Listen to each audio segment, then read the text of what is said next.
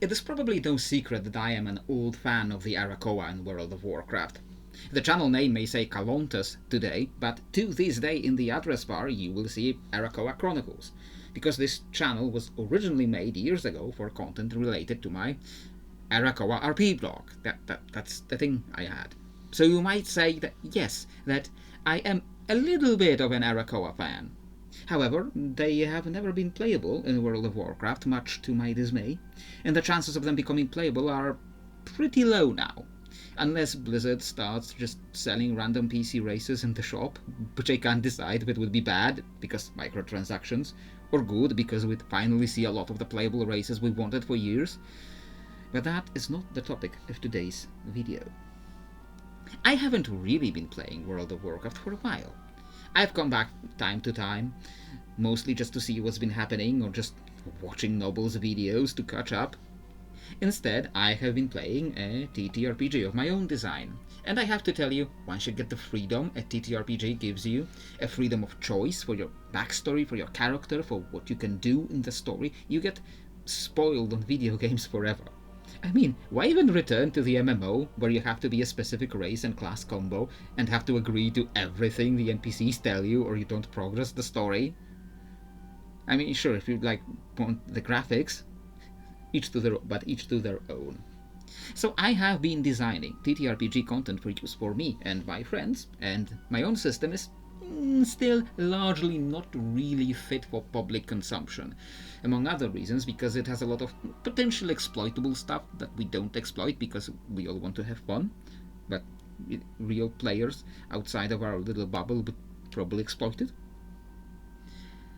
As a result, most of the stuff I've been designing hasn't been seen by a lot of people. But recently, I have published my video on my custom world designed to actually fit D&D. And with that project, I started designing things actually meant to fit D&D 5e. Custom subclasses such as Sun or Stars Cleric, or a Hag-Eyed Blood Hunter, or even a full class I've been calling the Vessel, but none of these things are ready for the public yet. What I can share with you today is the Koror. And you might be asking yourself, what the hell is a Koror? Well, as you might guess from the title of this video, the Koror are a species I designed for D&D 5e for my custom world of Shewstone, inspired by the Arakkoa of World of Warcraft, including 2 subspecies inspired by the High and Cursed Arakkoa. Whether you play a D&D campaign set on Azeroth or just like different types of bird people as much as I do, this race will be perfect for you. No, they are not Arakokra, despite similar sounding names and probably some mild inspiration for the Arakkoa at first. They have developed into something much more, with very different traits and culture. All Koror have a few things in common. They are medium-sized humanoids with a base speed of 30 feet, so nothing revolutionary here. And they can speak common and their own language, which again, nothing special. And they of course have natural weapons in the form of their talents. Where it gets a little wilder is the 2 sub-races, or subspecies, I guess now. The High Koror are of course inspired by the High Arakkoa of the adherents of Rukmar, here known as adherents of Arak, which is what their god is called here. While in Warcraft lore it's not exactly clear what Rukmar really is, be it a wild god or something more closely related to holy magic or the sun, on Shewstone, Arak is one of the beast gods, the creatures tied to nature that seemingly spontaneously arose from the wilds and have demigod level of power and can empower clerics. Arak is often considered an avatar or an exarch of Sothis, the sleeping sister. If you watched my last video, you would have heard about Shewstone having 2 sons. Sothis is the dormant, dimmer sun that gives no power to clerics and just vacantly and sluggishly wanders across the sky. The adherents of Arak believe, as told by their god Arak, that one day Sothis will awaken and usher in a new, final day that will last forever. What they fail to consider is that if that were to happen, ecosystems all over the world would collapse because the nocturnal animals and races would go extinct. But it would be sunny and nice all the time, and that's good, right? Yes, it's a metaphor for the real world's disregard for climate change. Of course, not everyone in Arrakis, their homeland, accepts this doctrine. And if you question the ruling hierarchy for any reason, you will be cast out into the dark and primordial jungles of the land known as Korowak, the land after which the outside world named the whole species. What is common in the jungles there is the Vralish, my off-brand Yonti, and the curse seeping into the land from their serpentine god Vrales, which, as you might imagine, is a reference to the curse of Sethe, the reason for the cursed Arakkoa being cursed in World of Warcraft. So let's first look at the High Koro. High Koro are tall and regal creatures standing proud between 6 feet 3 and 7 feet 3, and weigh between 85 and 130 pounds. They're tall, lanky, and very light because they need it for flight. And yes, the High Koro have a flight speed equal to their walking speed, and as usual in D&D, they can't fly while wearing medium or heavy armor. I know flight on PCs is somewhat controversial in D&D, but I don't think it really is an issue at all. I mean, the best arguments against it I've heard were, well, what if wolves attack the players and one player just flies up? Okay, so what? Let them fly up. It's not going to kill you if one player can't be hit by wolves. And if it really is such a huge concern for you, just don't use wolves. Design your encounters and your enemies for the players and characters you actually have. So if you have a bunch of flying PCs, bring out enemies with the ranged attacks, or flying enemies, and suddenly the flight doesn't matter. Or better yet, if you have one flying PC, let them feel cool by being able to make their trait useful. But if your DM/GM is really hardcore against flying or thinks it's really so overpowered, do negotiate with them, because D&D is a group game. Maybe remove one of the other features like the radiant resistance, whatever you need for your group to have fun. Something that doesn't come up in Arakkoa lore, which was always my headcanon, is the difference in aging between the High Arakkoa and the Cursed Arakkoa. Both mature around the same time and both live up to around 120. However, the High Koro stay looking young and fit up until their 80s. The Dark Koro become old and decrepit around their 50s, which means that they look old for the majority of their lives. This is meant to underline that curse and how it affects their health and their well-being. It changes their attitudes to life and knowledge and perhaps a lot of envy for their uncursed brethren, and I think it gives you a lot of room for exploring those cultural differences.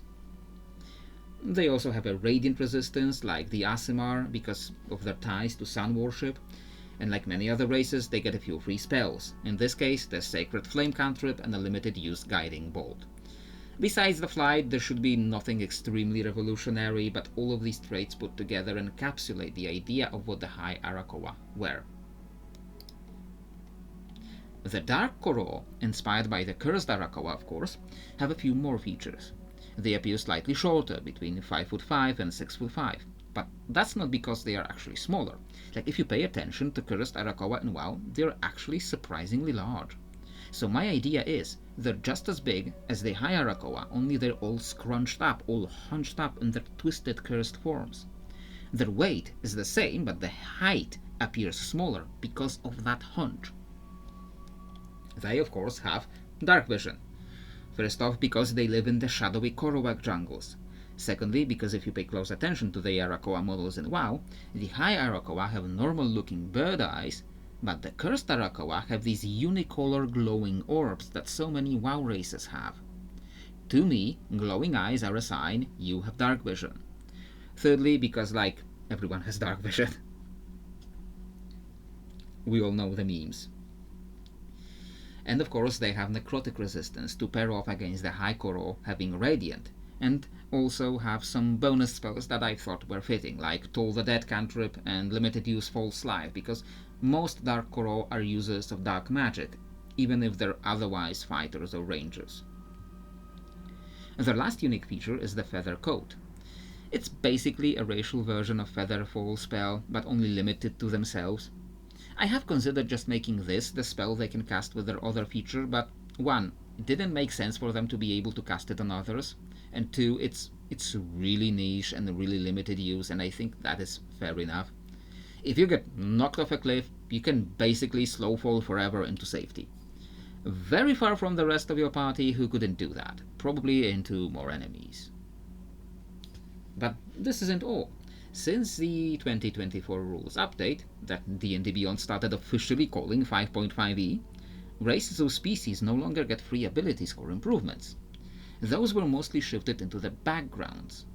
I actually don't hate this idea. I think it makes sense that not everyone of the same race had to go through the same things or have to believe or practice the same things. Though I do believe we could use more racial backgrounds to embody those qualities that were originally tied to the races. So, for the Koro, I made 2 species-restricted backgrounds. High Koro get +1 dexterity, intelligence, and charisma to embody their higher learning and their physical inspiring grace. They also get a free feat for Cleric Magic Initiate, because these adherents of Arak are very focused on their worship. They also get skill proficiencies in history and religion, and proficiency with jeweler's tools because of their ties to the crystal they use to power their artifice. The Korowak Outcast background meant for the focused Dark Koro Shadowy Acolytes get +1 Constitution, Intelligence, and Wisdom. They also get the Alert feat because of their need to stay alert in their dark, cursed environment. And they get skill proficiencies in Stealth and Survival for the same reasons, and proficiency with the Herbalism kit. There is of course many different outcasts who have been cast out for many different reasons. Whether it was you or your ancestors, something happened to make you the Dark Koro that you are. And you can either make up your own reasons or use this handy table to randomly pick one of the few possible origins of your curse, ranging between a simple misunderstanding, a disproportionate misattribution of justice, or a straight-up heresy against your gods. And I think actually that's it for today. You can find a link to download the PDF containing the race in the video description below, and I hope you find it useful in your D&D games. If you get to play one of these in a campaign, don't hesitate to let me know what kind of character you made and how your adventures went. I genuinely do love hearing what people have done with the things I made. So if you enjoyed it, don't forget to like and subscribe for more potential future D&D content, and I hope to see you next time.